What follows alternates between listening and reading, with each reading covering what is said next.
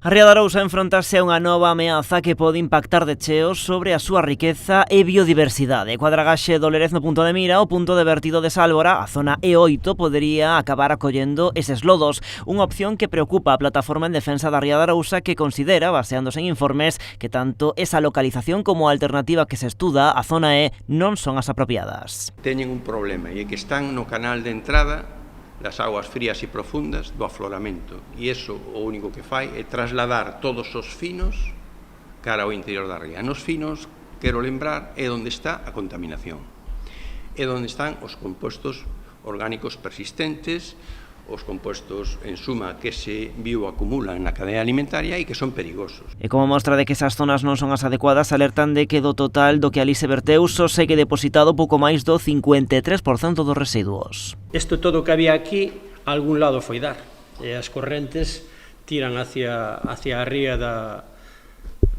Arousa. Xa vedes que desapareceu casi o 50% do que se verteu ali.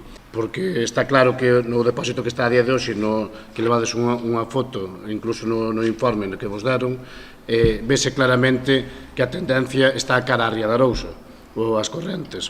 O que non é normal é que se busque un punto de depósito onde é das correntes que fai o afloramento dentro da Ría de Arousa. E aínda que consideran que o ideal sería tratar eses residuos en terra, propoñen unha alternativa na zona A. Queda fora de todas as zonas de protección, queda fora da navegación, é o punto máis profundo de todos os estudiados, ten 150 metros de profundidade e, por tanto, é o que fai menos dano ao conxunto da ría. Queda totalmente ao marxe da corrente de entrada. Iso si, demandan que ali só se vertan os residuos que proveñan da Ría de Arousa. O de barrer a basura pos veciños, eso nunca foi bo.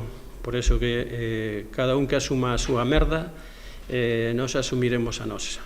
Ademais, piden que os refugallos contaminantes non se depositen no mar, senón que sexan inmovilizados en terra.